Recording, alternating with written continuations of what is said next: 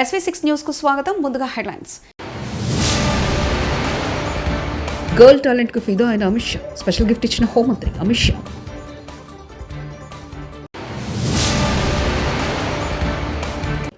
CM Revanth Reddy అనుచిత వ్యాఖ్యలు, కేసీఆర్ కు క్షమాపణ చెప్పాలి హరీష్ రావు.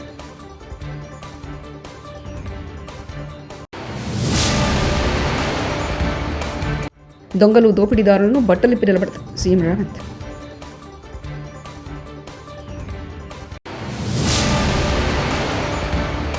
అమరజీవి త్యాగాన్ని స్మరించుకుందాం సీఎం చంద్రబాబు.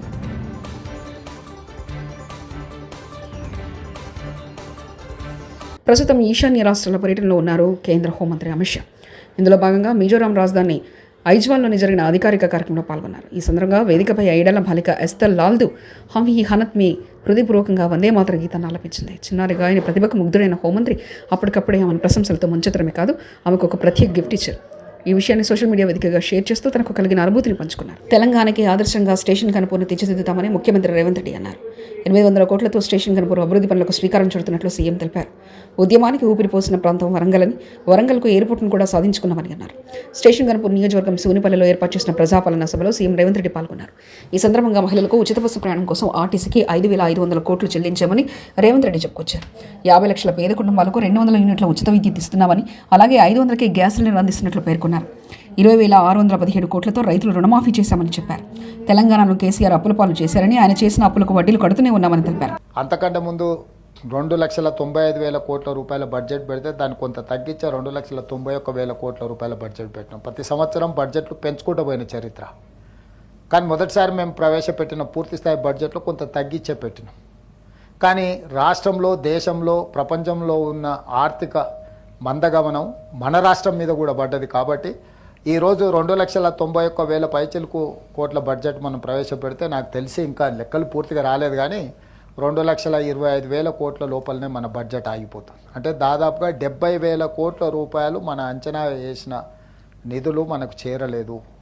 ఈ 70,000 కోట్ల రూపాయలు కేటాయించిన ప్రతి దాంట్లో కొంత కోతలు విధించాలి. ఇంతకుముందు ఏవిఎన్ రెడ్డి గారు చెప్పాను, 6,500 కోట్లు నేను తినకపోయిన జీతభత్యాలు, పెన్షన్లు ప్రభుత్వ ఉద్యోగస్తులకు ఇవ్వాల్సిందే.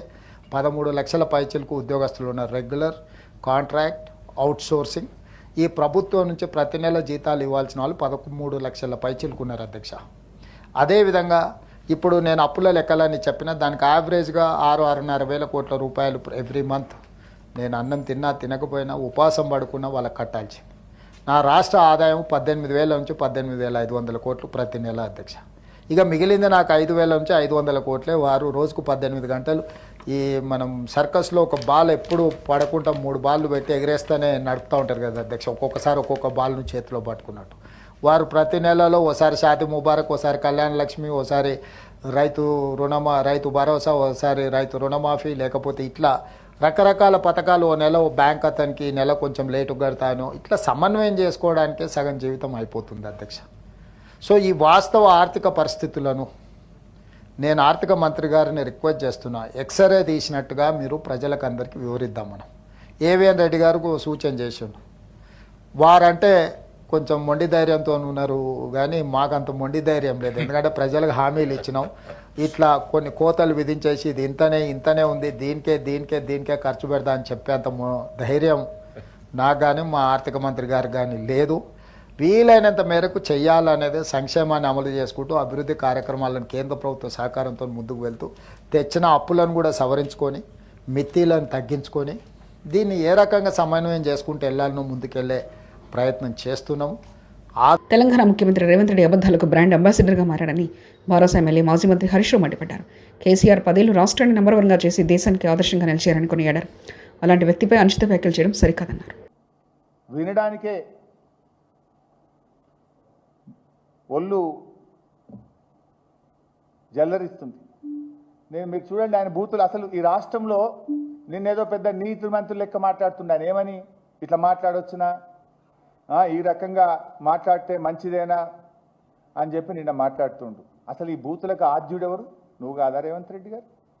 అసలు నువ్వు మాట్లాడినటువంటి బూతులు నిన్న ముఖ్యమంత్రిగా నువ్వు బట్టలు ఇప్పదీసి రోడ్డు మీద కొట్టం అని జర్నలిస్టులను పట్టుకొని మాట్లాడుతావు, సంస్కారహీనంగా మాట్లాడుతావు.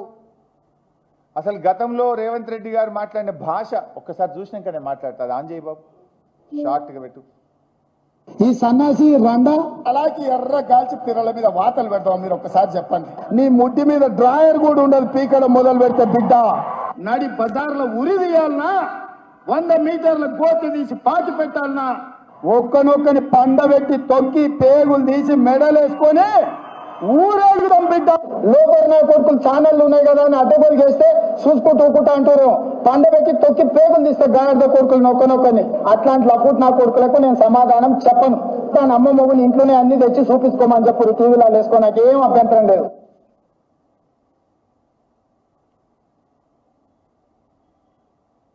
నెత్తి మీద కాలు పెట్టి తొక్కకపోతే గుండు కొట్టించుకుంటే అట్లనే నా కొడుకల్లారా రండి. అట్లనే తెలంగాణ ప్రజలు అడవి పందుల్లా నీ అయ్యో అరే సన్నాసుడు కార్యకర్తలు వాళ్ళని పట్టుకొని యాప చెట్టు కట్టేసి లాగుల కొండలించి కొడతారని చెప్పి బోర్ల పక్కన పండబెట్టి తొక్కుతాం. వేముల వీరేశాన్ని నల్గొండ క్లాక్ టవర్ దగ్గర బట్టలు పరిచి పిర్రలు వాళ్ళ దగ్గర కొడితే ఎట్లా జవాబు చెప్పాలి? గట్లనే చెప్తాం. మూసిగేసుకొని వస్తే మూసుకు ఊడవికి బట్టలు గుడ్డలు ఊడదీసి కొట్టా అని చెప్తున్నాను.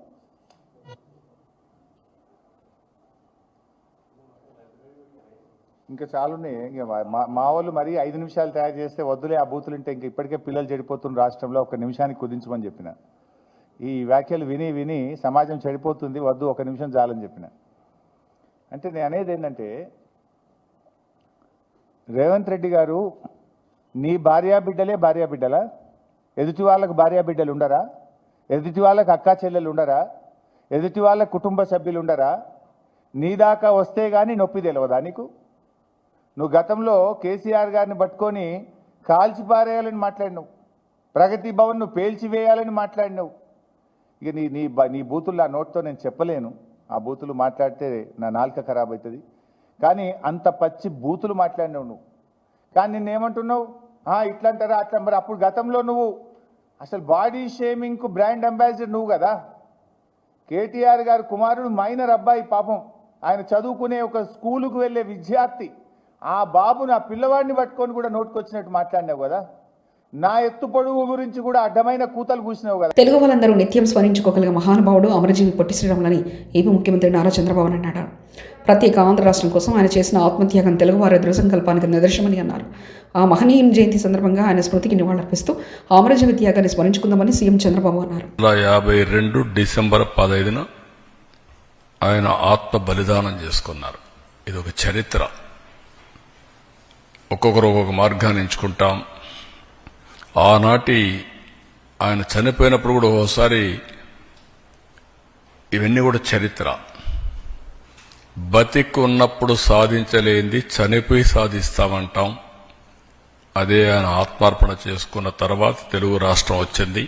అది ఆయన ఇచ్చినటువంటి మనందరికి ఒక వరం అని చెప్పి కూడా నేను మీకు తెలియజేస్తున్నా. ఆయన చనిపోయే వరకు ఇక్కడుండే ప్రజలు కూడా ఆ రోజుట్లోనే పెద్ద ఆందోళన చేయలేదు.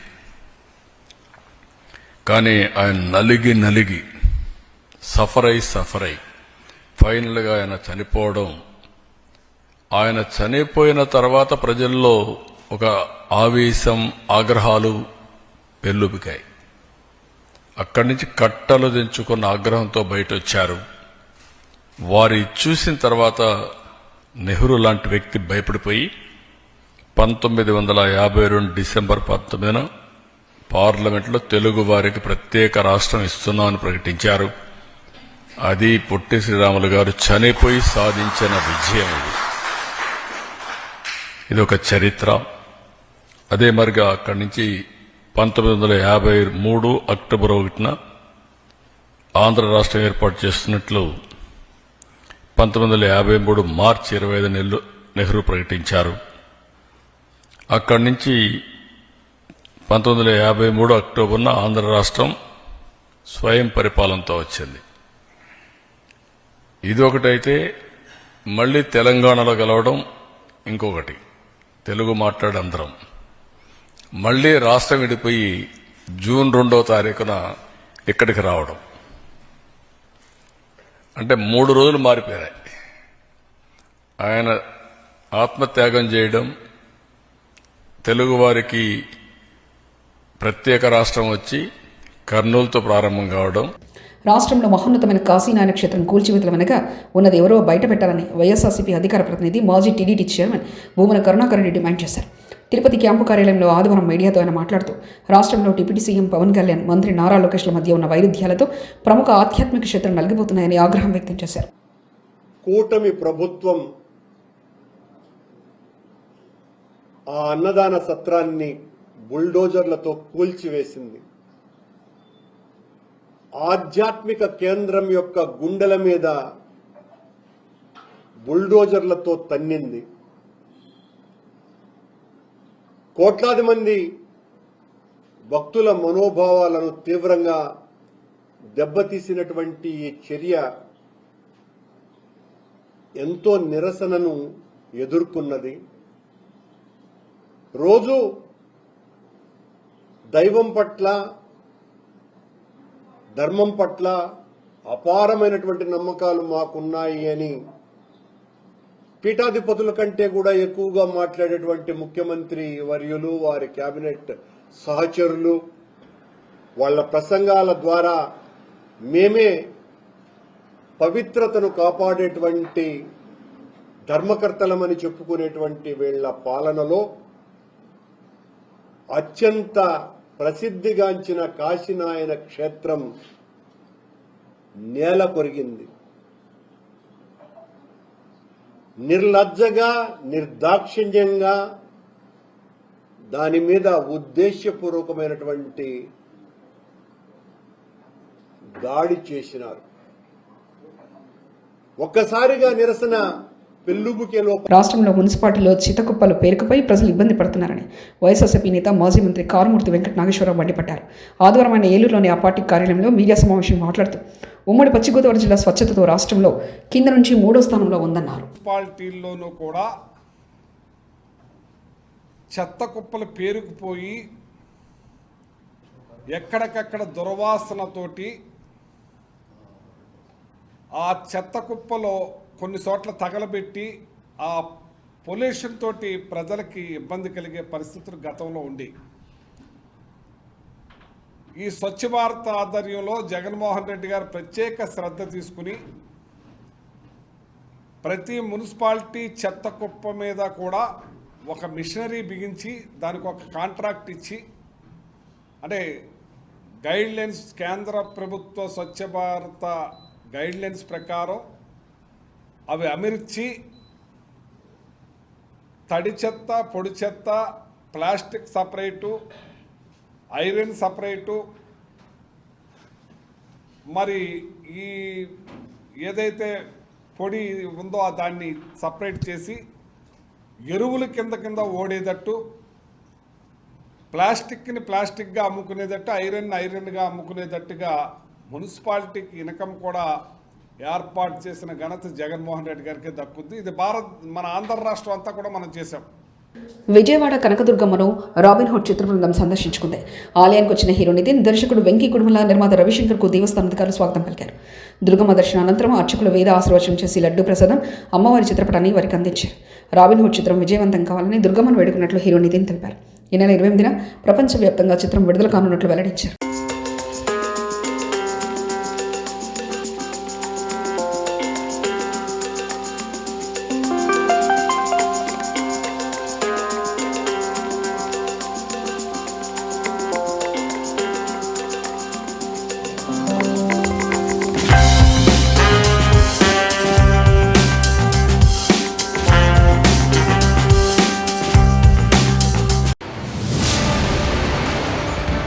గర్ల్ టాలెంట్కు ఫిదా అయిన అమిత్ షా, స్పెషల్ గిఫ్ట్ ఇచ్చిన హోంమంత్రి అమిత్ షా.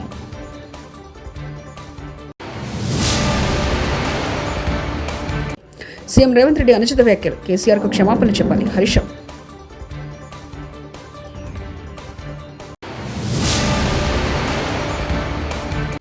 దొంగలు, దోపిడీదారులను బట్టలిప్పి నిలబడతారు సీఎం రేవంత్.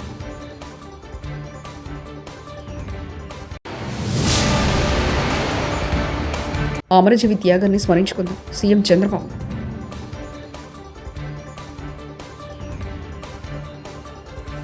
ఇవి బులెటిన్ విశేషాలు. చూస్తూనే ఉండండి SV6 న్యూస్.